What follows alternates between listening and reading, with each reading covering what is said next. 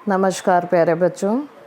आज हम जो पाठ पढ़ने जा रहे हैं वो है एक कविता, यह सबसे कठिन समय नहीं, जिसकी कवित्री हैं श्रीमती जया जादवानी जी। और इस कविता के माध्यम से, जैसे इसका शीर्षक से ही इसके स्पष्ट है कि ये जो भी समय है, जिस समय से भी हम गुज़र रहे हैं, वो कठिन समय नहीं है। इससे तात्पर्य है कि हमें जीवन में कभी भी निराश नहीं होना चाहिए, चाहे समय कैसा भी क्यों ना हो। हम चाहें तो प्रयत्न करके अपने लक्ष्य की ओर आगे बढ़ सकते हैं और निरंतर सफलता हासिल कर सकते हैं। तो आइए बच्चों, हम देखते हैं कविता, यह सबसे कठिन समय नहीं। नहीं, यह सबसे कठिन समय नहीं, अभी भी दबा है चिड़िया की चोंच में तिनका, और वह उड़ने की तैयारी में है। अभी भी झरती हुई पत्ती थामने को बैठा है हाथ एक। देखिए, अब इसमें जो कवित्री हैं वो क्या कह रही हैं, मनुष्य को बताते हुए, संबोधित करते हुए कह रही हैं कि हे मनुष्य, कभी भी आपको निराश नहीं होना चाहिए। अभी जो समय चल रहा है, अभी आपके सामने जो समय है वो इतना भी कठिन, इतना भी कठोर नहीं है। तुम्हें अपने लक्ष्य की ओर आगे बढ़ने हेतु संकोच नहीं करना चाहिए, है ना। अभी भी दबा है चिड़िया की चोंच में एक तिनका। चिड़िया के माध्यम से वो समझा रही हैं कि अभी एक चिड़िया अपना नीड़, अपना घोंसला बनाने के लिए घास के तिनके एकत्रित करके आगे बढ़ रही है और अपनी उड़ान भरने के लिए वो अभी तैयार है।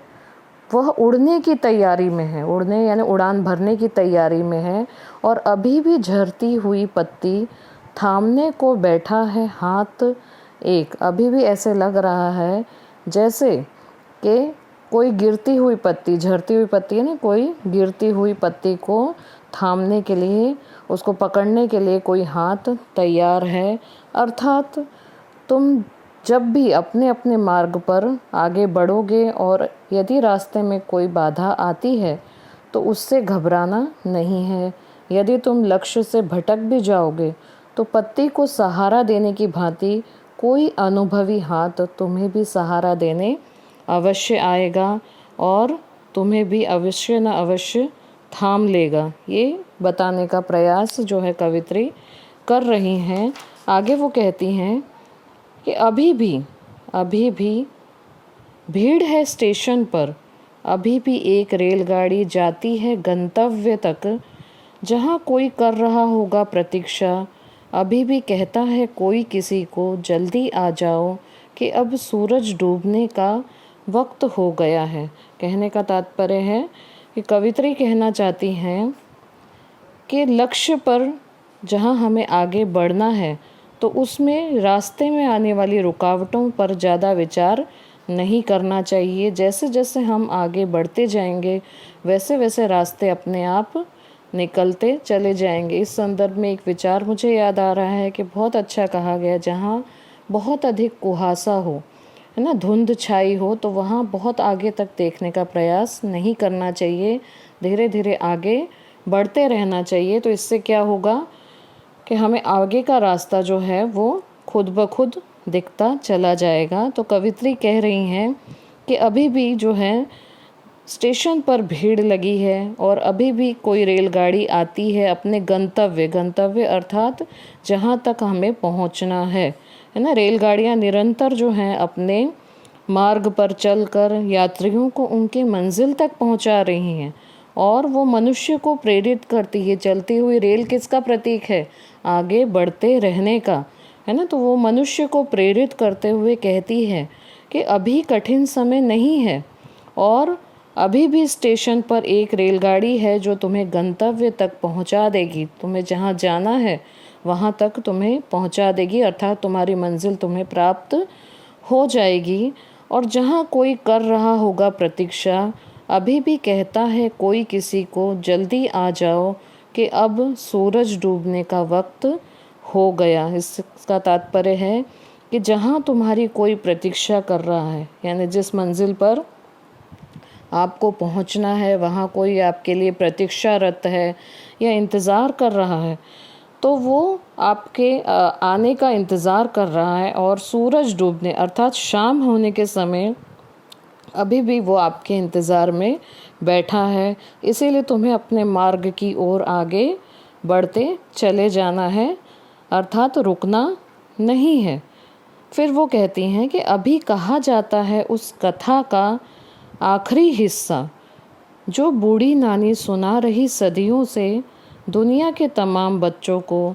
अभी आती है एक बस अंतरिक्ष के पार की दुनिया से, लाएगी बचे हुए लोगों की खबर।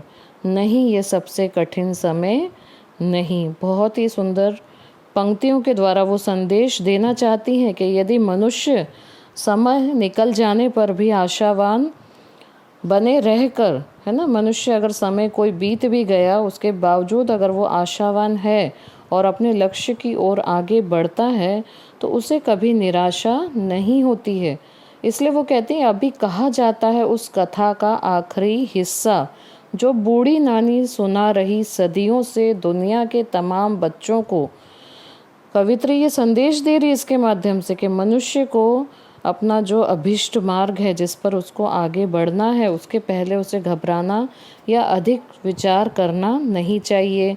लक्ष्य को साध कर उस हेतु कार्य करने का प्रयास करना चाहिए। आगे बढ़ एक टारगेट रखना है, एक लक्ष्य है जिसको देखकर आगे बढ़ना है। इसके लिए उन्होंने नानी की कहानी और अंतरिक्ष के पार की बस के उदाहरण देकर कहना चाहा है कि नानी जो सारी दुनिया के बच्चों को युगों से कहानियाँ सुनाती है ना, नानी दादी की कहानियाँ जो युगों युगांतर से चली आती हैं, उनकी कहानी का महत्वपूर्ण और जो शिक्षाप्रद हिस्सा है आज भी वही का वही है ना। उसमें जो मूल्य थे वो आज भी हमें वही सीख दे रहे हैं। अर्थात अभी तुम कहानी सुन सकते हो, यानी लक्ष्य की ओर बढ़ सकते हो। अभी तुम्हारा लक्ष्य जो पूरा नहीं है, तुम्हें उसकी तरफ बढ़ना है। साथ ही कवित्री ये भी कहती हैं, आगे वो क्या कहती हैं, अंतिम कुछ पंक्तियां हैं कि अंतरिक्ष के पार की दुनिया से अभी भी एक बस आती है, अंतरिक्ष के पार की दुनिया से, जो लाएगी बचे हुए लोगों की खबर। नहीं, यह सबसे कठिन समय नहीं। यानी कवित्री कहना चाहती हैं कि अंतरिक्ष की जानकारियां प्राप्त करके अंतरिक्ष के पार से एक बस उन बचे हुए लोगों का समाचार ला रही हैं जो मुश्किलों से जूझते हुए भी सफलता प्राप्त करते आ रहे हैं। अर्थात हमेशा से जो हैं वो आशावान बने हुए हैं और अपने लक्ष्य की ओर आगे बढ़ते जा रहे हैं, निरंतर बढ़ते ही चले जा रहे हैं ना, ज़िंदगी में निराश नहीं हो रहे हैं। तो बहुत ही सुंदर कविता है, और इस छोटी सी और सरल कविता के माध्यम से जो कवित्री हैं श्रीमती जया जादवानी जी, वो ये बताना चाहती हैं कि जीवन में निरंतर आगे बढ़ते रहना चाहिए और मनुष्य को अपने लक्ष्य को साध कर आगे बढ़ना चाहिए। समय तो हमेशा एक जैसा नहीं रहता है और ना ही समय किसी का इंतज़ार करता है। इसीलिए जैसा समय हो, समय के हिसाब से हमें हर परिवर्तन को स्वीकार करके आगे बढ़ते रहना चाहिए।